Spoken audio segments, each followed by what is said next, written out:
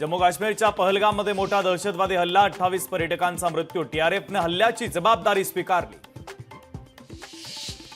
पहलगाम हल्ल्यातील 4 दहशतवाद्यांचे फोटो समोर. पर्यटकांवर केला होता अंधाधुंद गोळीबार. दहशतवादी हल्ल्यामध्ये महाराष्ट्रातील 8 जणांचा मृत्यू. मुंबईतील 2, पुण्यातील 2, डोंबिवलीतील 3 तर पनवेलमधील 1 जणाचा मृत्यू. पहलगाममधील हल्ल्यानंतर दिल्लीत हालचालींना कमालीचा वेग. पंतप्रधान मोदींच्या अध्यक्षतेखाली सुरक्षा विषयक समितीची तातडीची बैठक.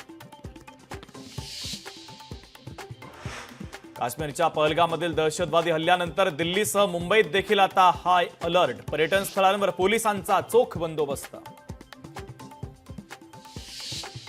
राजीनामा द्या, देशावर एक उपकार करा. संजय राऊतांचं केंद्रीय गृहमंत्री अमित शहांना उद्देशून ट्विट. अमेरिकेचे राष्ट्राध्यक्ष डोनाल्ड ट्रम्प यांच्याकडून काश्मीरमधील दहशतवादी हल्ल्याचा निषेध. दहशतवादाच्या विरोधात अमेरिका भारतासोबत खंबीरपणे उभी. ट्रम्प यांची पोस्ट. एअर इंडिया श्रीनगरहून दिल्ली आणि मुंबईसाठी अतिरिक्त 2 विमानं चालवणार. काश्मीरमध्ये अडकलेल्या पर्यटकांना परत आणण्यासाठी महत्त्वाचा निर्णय. एलओसी काश्मीरमध्ये लष्कर हाय अलर्टवर. सैन्याच्या तिन्ही दलांना अलर्ट राहण्याचे निर्देश. सीडीएस आणि संरक्षण मंत्र्यांच्या बैठकीनंतर सैन्य दल आता अलर्ट मोडमध्ये.